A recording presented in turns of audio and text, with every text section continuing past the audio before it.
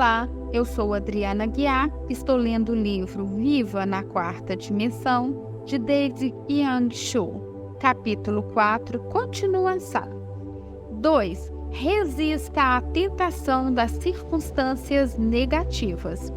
Existem numerosos fatores que tentam nossa fé, mas você deve vencer as circunstâncias, orar até obter paz e clamar a Deus com fervor. Visualizamos, cremos e concebemos o sonho de Deus.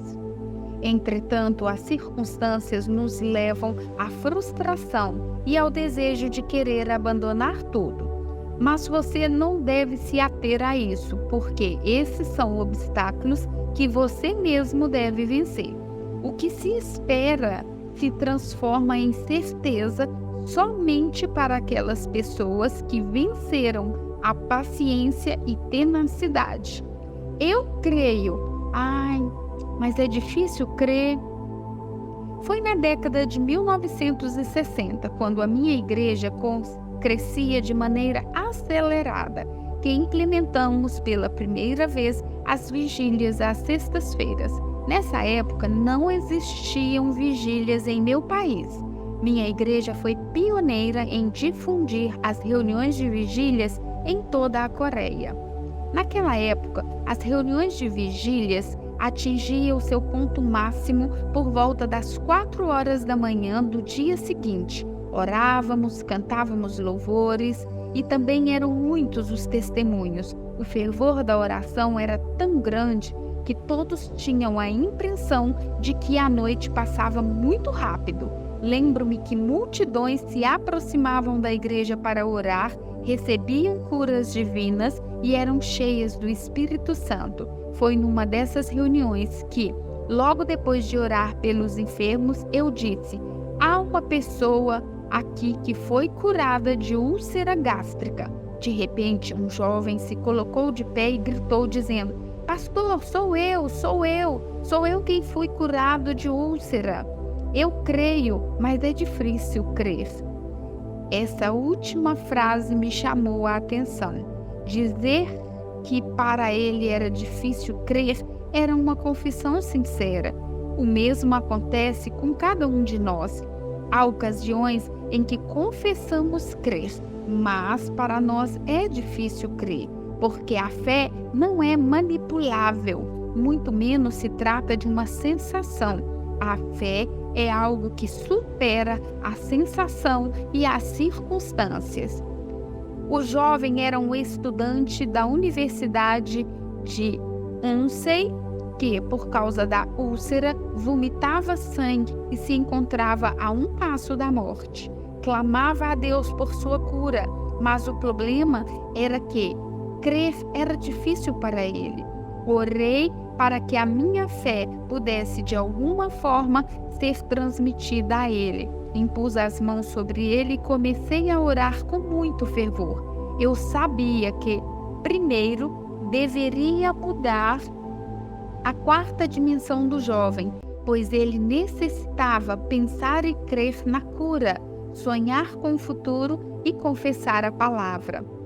O jovem foi curado e tornou-se um grande homem de fé. Ingressou no Instituto Bíblico e hoje é um destacado pastor de uma igreja presbiteriana. Apesar de nosso esforço para preservar a fé e viver por ela, o senso comum e o conhecimento do mundo nos levam às sombras da frustração.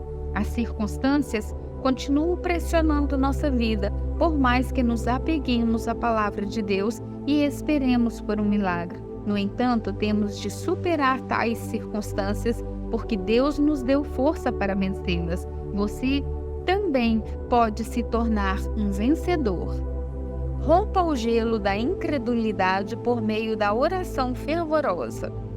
A Bíblia nos ensina que devemos crer que recebemos tudo o que pedimos em oração. Todavia, há ocasiões em que é difícil crer.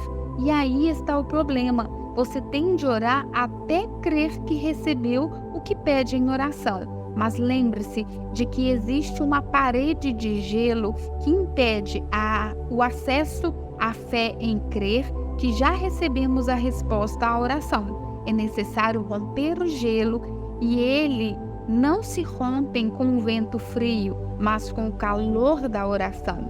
É o calor da oração que consegue descongelar a parede de gelo. O motivo pelo qual muitas pessoas se frustram e não alcançam paz nem convicção é porque não conseguem romper o gelo. É quando o gelo é quebrado que podemos estender a mão para receber a resposta da oração e desfrutar da convicção e paz.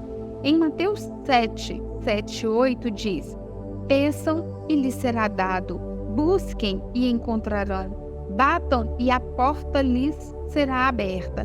Pois todo o que pede, recebe, o que busca, encontra, e aquele que bate, a porta será aberta.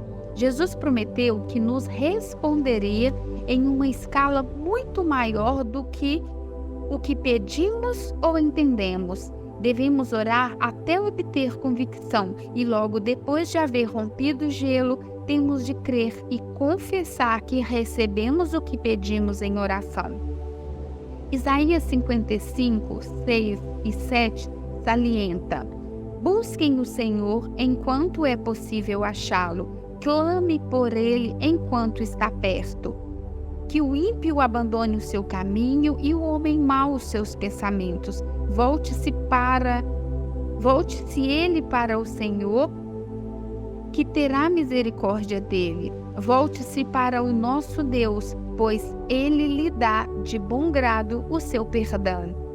O renomado pastor inglês Spurgeon disse: a oração é puxar a corda para baixo a fim de que o sino do céu soe nos ouvidos de Deus. Ou seja, existe um sino sob o ouvido de Deus e se puxarmos a corda para baixo, Deus escuta e responde às nossas orações. A oração de fé é o canal que transforma a desesperança absoluta em esperança absoluta. Há pessoas que criticam a atitude de orar em voz alta, mas a palavra de Deus diz em Jeremias 33:3: clame a mim e eu responderei e lhe direi coisas grandiosas e insondáveis que você não conhece. Clamar significa orar em voz alta. Salmos 145:19 diz: ele realiza os desejos daquele que os temem, ouve-os gritar por socorro e os salva. Devemos orar, clamar, até obter convicção e paz no coração. Deus responde às nossas orações quando amamos com um desejo ardente.